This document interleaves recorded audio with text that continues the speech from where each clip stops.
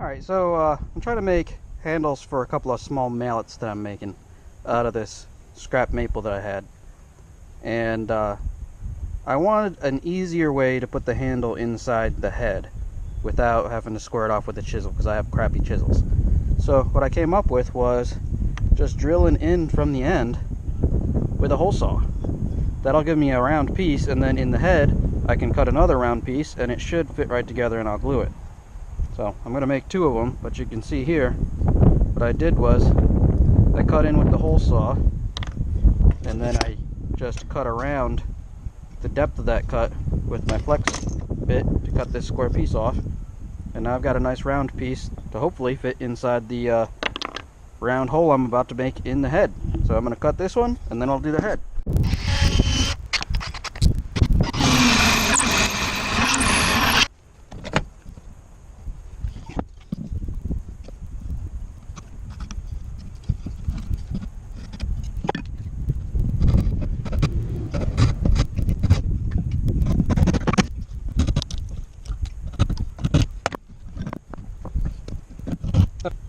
Not perfectly on center as far as lined up on the stick, but it's not terrible either. It's just going to be a mallet for beating around the shop, so it doesn't have to be perfect.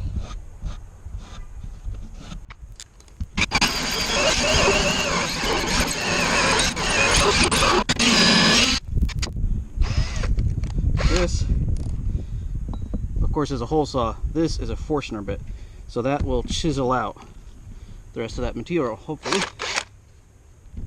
See how this goes.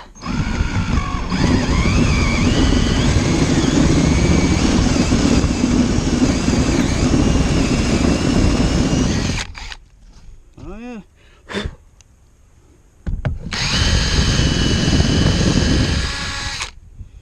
Took it out no problem. Love me a Forstner bit. Basically like a round chisel. Let's see here. Oh yeah, so that Forstner bit brought us right down to the bottom of the hole. We'll see if our handle fits.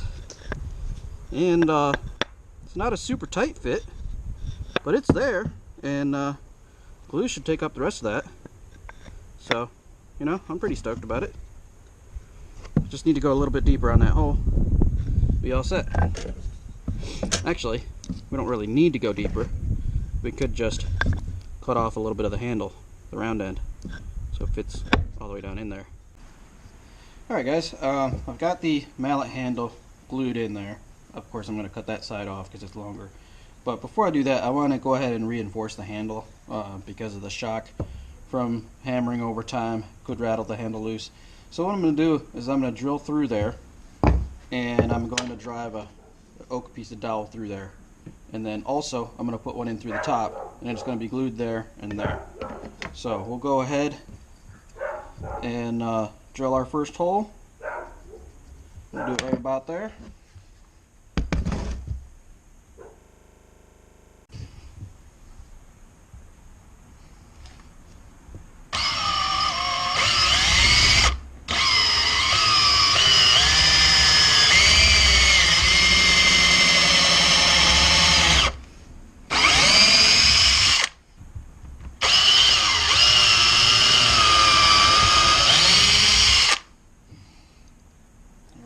There's our pilot hole. Go ahead and we'll switch out to our 3/8 bit. What I'm going to do is I'm going to drill halfway through and then flip over and drill halfway through from the other side, so we don't have any tear out.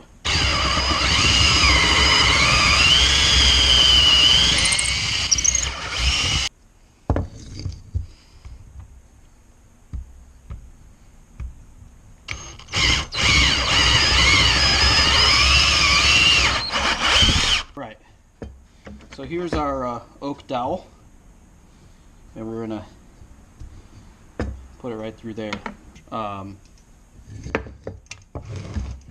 It'll just squeeze together in the middle instead of just pushing through all the way to the other side.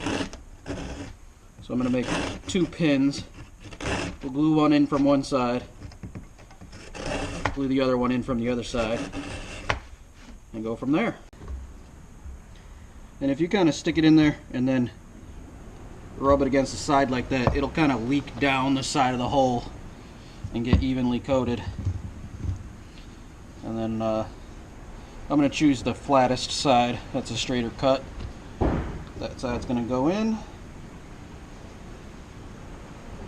Put a little glue around there.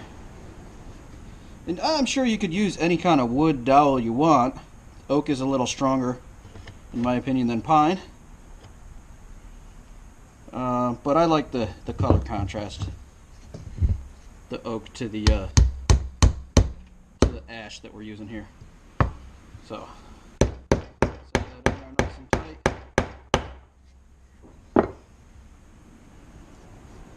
And once that glue hardens up, we'll just flush cut it and sand it. It'll look nice. Just to give it a little bit more strength, we're going to go ahead and drill down through the top. I've already center marked where I want to drill. So we'll drill there.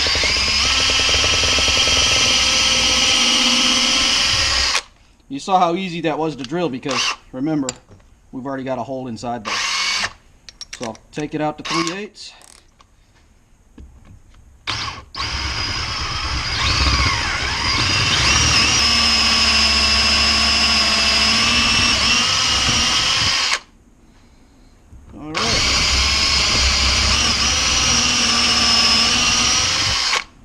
That should be good.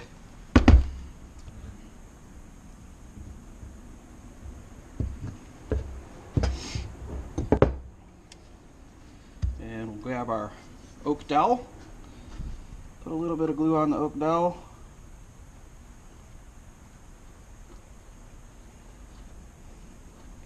All right.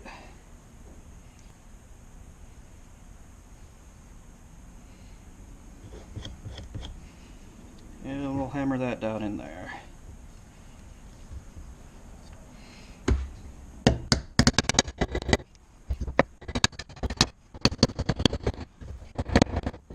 Right there. I'm going to go ahead and saw this off now, and then I'll flush cut it after it dries. I'll recap what we did. Here's our mallet. We did the dowels through to fix the handles to make them a little bit more sturdy. So that dowel goes through, and we've got the dowel in the top. Waited for the glue to dry, flush cut it. Then we did all of our sanding with 80 grit. We started out on the belt sander, did most of our shaping, and then we went to the random orbital sander, this guy here, and did 150 grit to smooth everything out. You notice when I did the shaping, I just kind of chamfered the edges. You know, it makes for a nicer look, a nicer feel, and also it makes it so that if you're hitting something at an angle, it's not going to crack the edge off. So what we're sanded to 150 right now. All of our shaping is done, so now we just got to do our sanding to 220. And we got our 220 on the random orbital sander, and we're going to go ahead and finish it up and get it ready for stain.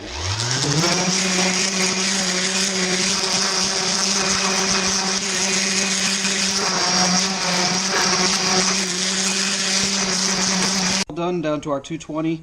I wish you guys could feel how smooth this is. It feels great in your hand. Down with the 220, it feels beautiful. I did do a little taper, so you'll notice that I rounded more down here and then kind of tapered up. We roughed that in on the belt sander and then, you know, finished it off. But it's done. It's ready for stain. Oh, I just wanted to make sure you guys knew this is ash. This block here is ash. It's the same wood that they make baseball bats out of, and then the handle is maple. So you'll notice that there is a little pattern difference, but looks good. Can't wait to see it with stain. The oil finish is great.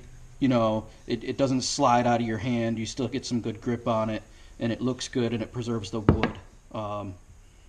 So we're going to use the Danish oil.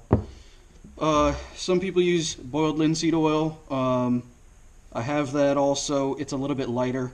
I want to darken this up a little bit, so we're going to go with the Danish oil made by Watco. Well, I'm just going to use a rag. You can use a brush if you want. I'm going to use a rag because I like to just wipe it on. But you'll just start putting it on.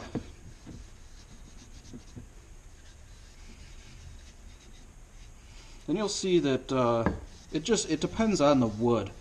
This wood is actually not taking much color, which is nice because sometimes you don't want it darker. Sometimes you just want to see that natural grain with no color. But yeah, you just keep putting it in. You can put on several coats. You can also spill it on your table. Then you'll see that here on the ash head, it does look like it's going a little bit darker on that than it did on the handle. The other thing that's nice about using oil finishes is you can get it all over your hands, and it doesn't, it's not all sticky and everything. I don't know, there's probably a warning against it. There's a warning against everything, but I don't mind getting it on my hands and just go wash your hands afterwards. But just wipe it in good. And you can apply more than one coat if you want. I usually do at least 2 coats. But yeah, just rub it in there. And the nice thing also about using oil is you notice I'm not being too careful about touching it after I get the oil on there. You can just set it somewhere to dry, and you're not going to see like dry marks or whatever. Sometimes on the first coat it won't absorb evenly. So you might see some spaces that look different than other places where it's absorbed more or less. Obviously the end grain is going to absorb more. A second coat comes in handy to kind of even it all out. But you'll see it as you're putting it on. I mean, you can see it almost drying as I'm putting it on because it's just kind of soaking it in. Now, your actual coat won't, for about 24 hours, won't show up. I mean, it takes time to cure. I'll show you one that's already done that I made for myself. This is for a friend, but I made one for myself. And you can see here, this is an oil finish that's cured. So it's not as shiny as that one, and it's just kind of cured. So it doesn't have that glossy feel. It's not too slick. You can still get a good grip on it. That's what I like about that oil finish. And then after that, it should be done.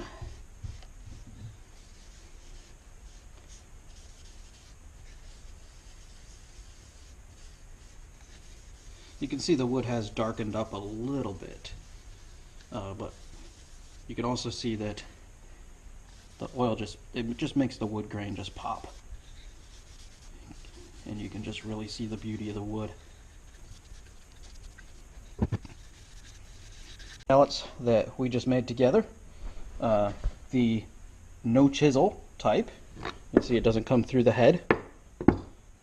Those are the ones that are curing. We just finished them with oil. This is the first one I ever made. It's a beast. It's 5 pounds probably. It's actually made out of 4 different pieces of wood that I laminated together.